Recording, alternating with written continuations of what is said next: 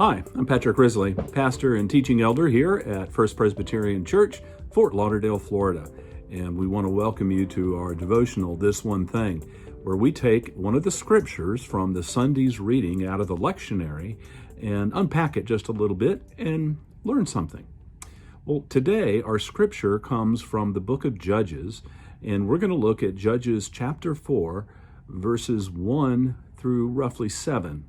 Now, what are the judges? That's the first thing before I read the text.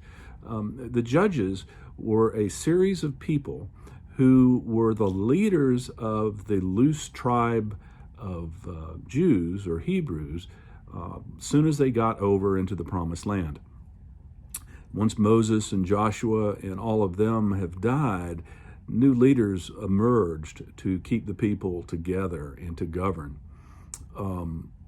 And these judges were speaking for God on God's behalf to the people until such time as they wanted and demanded a king, like all the other nations around them. And that's when we get introduced to King Saul and then King David and so forth. But the judges were like governors. Think of the term governor. They just didn't sit on a bench and try cases. They were leaders. They governed. They were considered to be the wisest, most influential in the land. Today, we are going to read a story about one of Israel's judges. Their name is not one that you would think would be a judge, according to some in the church. Listen to the word of the Lord. The Israelites again did what was evil in the sight of the Lord, after Ehud had died. So the Lord sold them into the hand of King Jabin of Canaan, who reigned in Hazor, and the commander of his army was Sisera, who lived in Harosheth HaGoim.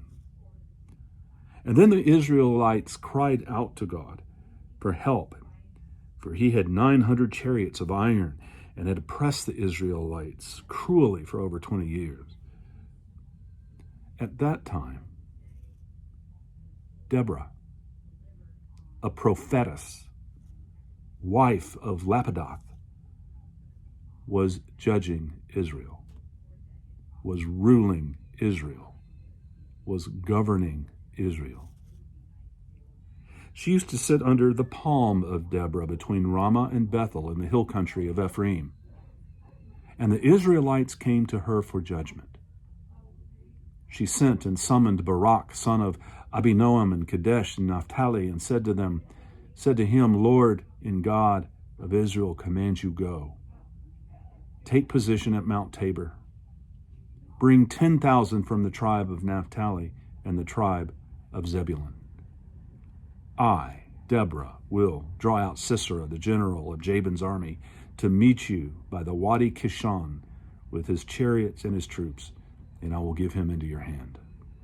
It's the word of the Lord. Today's This One Thing is to celebrate the reality that in our Reformed Presbyterian tradition, Scripture tells us that all people in the church have leadership potential for God's kingdom. You know, for many years I grew up in the Southern Presbyterian Church that was very provincial.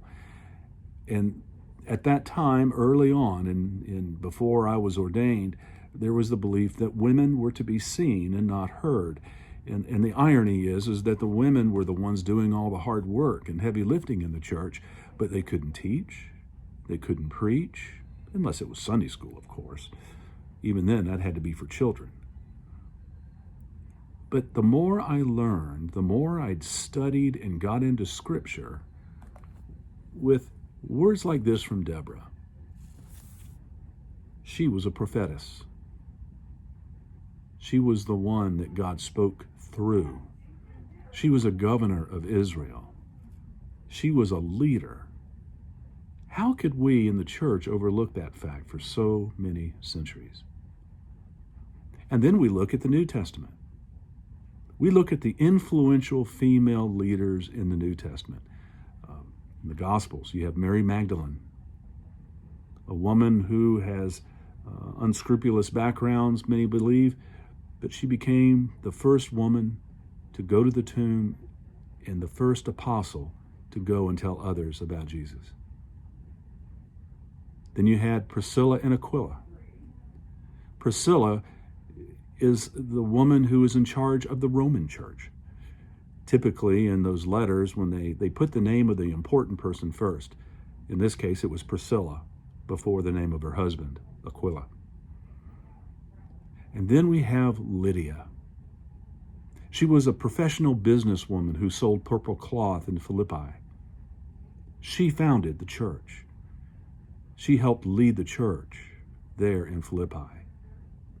I love our tradition that recognizes and celebrates the gifts and graces of her women, of the members of the church who have the talents to lead the people.